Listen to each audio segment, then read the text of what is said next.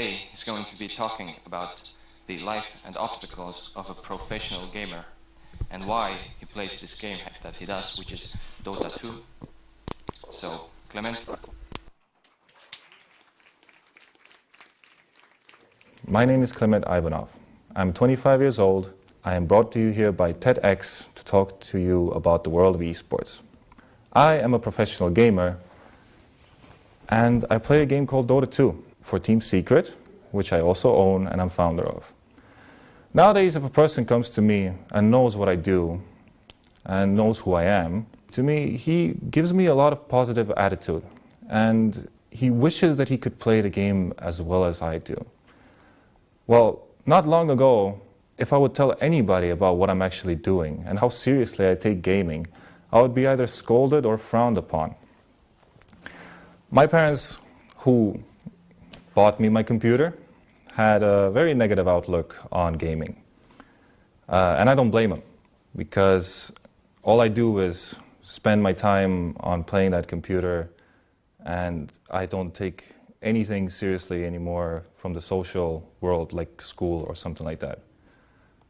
But I can understand that, because these days probably further, like nowadays, we're going to have people like kids tell their parents that they want to be gamers too. And they're going to tell them that they can earn a lot of money from it.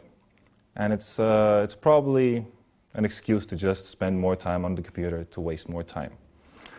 Well, society expects a person to go through the stable steps in life. You know, mid-school, high school, university, to get a degree, to get a job, and you know, that's normal. And you're either that or you're different. And if you're different, then you most likely will be scolded for that. I did not really care about the social norms. I was confident that school was not my path, and I used that confidence to, you know, go my own way. I myself believed that knowing music was more important than school. I myself believed that earning more money somehow through a game like poker was way more important than school. Dota was just a fun game, and I really enjoyed it, and I still do, and it just makes my brain tingle. I like it.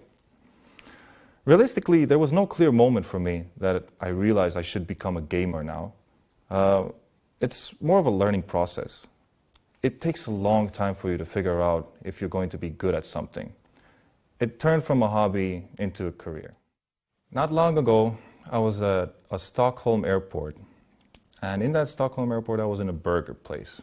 In that burger place, there was a person, a fan, that came to me and wanted a picture of me. And that same person told me that there's Magnus Carlsen sitting 2 tables in front of me. And she said that she wants to take a picture from both of us, for herself, to put on the internet or whatever the case is. And I was like amazed that right there, I was neatly compared to a young chess grandmaster. While if I were to think a long time ago, I was being scolded for the reason of even being a gamer. Dota is about strategy, momentum, and action. 2 teams that play against each other, both consisting of 5 players, play either on the Radiant side or the Dire side. In other words, left or right. The game itself is one big map, and it contains resources and objectives. Before a match even starts, each person can select a unique character out of a pool with more than 100 who have their own distinctive abilities, strengths, and weaknesses. There are 3 lanes. In those lanes, there are defensive towers, buildings called the barracks, and the ancient, which if you kill, you win the game. Now, that pretty much sums up Dota in a simple fashion, although the complexity of the game comes from different angles. For instance, a hero's unique reason of choice is because its strength is to specifically dominate another hero. Many of the heroes have the tendency to synergize with each other. We as gamers use the word counter a lot, which realistically means the opposite, and we use it to talk about which character counters another. The sequence of countering can also be neglected by a choice of another hero. Keep in mind that there are 5 players who have all their own characters. At this point, I can tell you that there are position roles, like most games in life. The simple explanation for it is that there are limited resources in the game, and through that come priorities on who gets them and who does not. Now, the resource called gold can be used to buy items, which boost the strength of your hero. Some heroes use the items way more efficiently, therefore are more valuable for you to get gold. The other resource is experience, which makes your hero's ability stronger, and there are a lot of heroes which benefit more from experience rather than gold. Now, you get more of an understanding what kind of a game Dota is, but I would briefly explain you a little bit more about these important factors, let's say like vision. There's a thing called fog of war, which basically means that you cannot see that area unless you have vision of it. Things that provide vision are your defensive towers, buildings overall, heroes themselves, sometimes their abilities, units that fight for you, and also an item called the ward. Able to see the surrounding area before entering a fight can be crucial and make the difference of you winning or losing the game. Playing around with vision can create a lot of mind games, which change how the game is being played. You might be afraid to be aggressive if you cannot see what's surrounding you. But with solid vision, you can maximize your capabilities without any surprises. Vision is part of Dota's strategy, and a lot of the big tournaments in this world in Dota have been won because of one team having better vision. More dead on EG!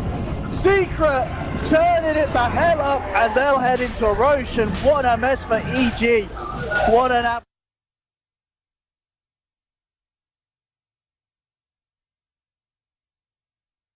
what the enemy is trying to do, and you yourself plan to do, of course. This is where most of the raw strategy happens. To outmaneuver your enemy in a draft battle is the most successful way of winning in Dota, and it is quite the difficult thing to grasp. I like games which challenge me. Games that put me to a test. Dota is my test. It's my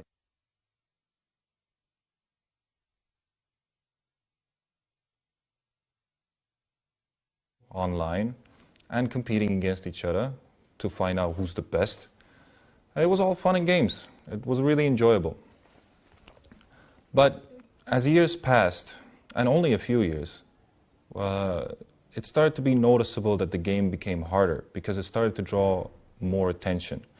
And with attention, it just started to become more complex of a game because a lot more programmers and helpers started developing the game too. Good teams started to develop, tournaments started to become more frequent, but that wasn't the biggest challenge, to play the game in a very top pace. The problem was to actually make 4 other people with you synergize with each other and win the game like that. For a long while, Dota's competitions were great. We were mostly fighting for honor, no money really involved, and it was fine. Because Dota developed very slowly in the money aspect. It is not your traditional game where the game was made by a company, but it was made by a community. For a long while, I started to live 2 lives. I started to live my regular social school life and my gaming life. And to be honest, I started losing touch with school through that. Since, like I said, the game started to develop a little bit more attention and things became more frequent, it just started to have prize pools that were good enough for me to live off it. I started to travel a lot to places, and it just soaked all the time away from me. But at a young age, this made me grow into more of a universal person. And I felt like even if I do fail at succeeding in this, I still thought that the experience is good enough. But luckily, gaming started to grow at a very fast pace, and I had the honor of playing the $1 million tournament in esports, the first one. And it changed my life because I won it. And it was final. all of the time I was put into Dota had brought me success. But I knew that was just the beginning. Dota is no different from your other type of games. Real life games or computer games. It's no different from chess, no different from basketball, no different from soccer. You all have the same kind of problems in those games. You have to do teamwork. You sit there and you have to figure out the best ways. They all exist in Dota just as well as they exist in those games. And the feeling I get, though, through gaming is that a game can be very, very complex. It can be also very easy, of course, but a game can turn the tides of what actually needs to happen for you to succeed.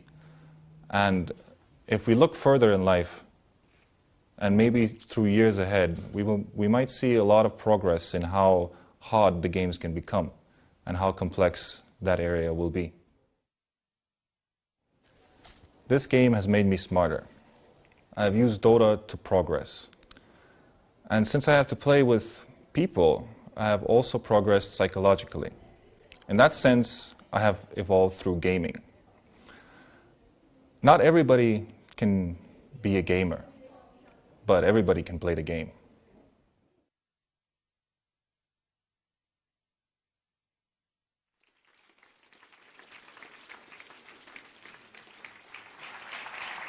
Clement Ivanov, as you can see, he had to participate through video because a gamer's calendar is pretty tight. And today he's in Croatia participating in another Dota tournament.